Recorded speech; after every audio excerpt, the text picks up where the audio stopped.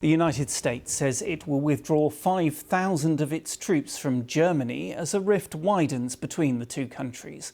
The Pentagon said the troops would be removed over the next 6 to 12 months. The decision comes amid President Trump's spat with the German leader Chancellor Merz, and a day after Mr. Trump called Mr. Merz and said he was doing a terrible job. He also criticised Germany and other NATO allies for not sending forces to help open the Strait of Hormuz. Earlier this week, Friedrich Merz suggested the US had been humiliated by Iranian negotiators. The US has a significant military presence in Germany, with more than 36,000 active duty troops assigned to bases across the country as of last December. Our North America correspondent Peter Bowes explained why we're hearing this news now.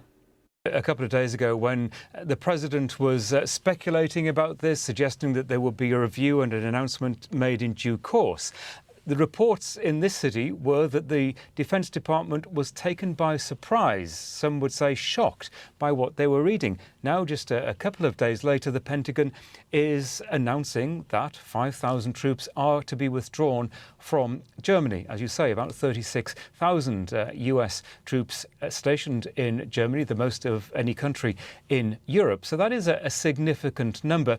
And the backdrop, of course, is that spat that you referred to between the German Chancellor and President Trump, and the disagreements that they have over the war. The reservations of the Chancellor really go back to the beginning of the war, when he was warning then of the economic implications of this war. But his language has become much more critical in recent days, suggesting that Washington was being humiliated by Tehran, and also criticising Washington's strategy over the war, which does seem to have got under the President Trump's skin.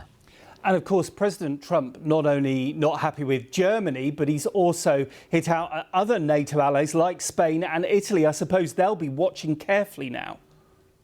Exactly. He's talked about Italy and Spain. We know that he's been critical in general terms over their support, or lack of support as he sees it, for the war in Iran. But he was asked directly whether he would consider withdrawing troops from those countries. He hasn't made any decision on that, but was clearly open to the possibility. And if this were to be a wider thing in terms of withdrawing American troops from European countries, I think there would be severe concern across Europe about America's commitment and resolve in terms of its role in NATO.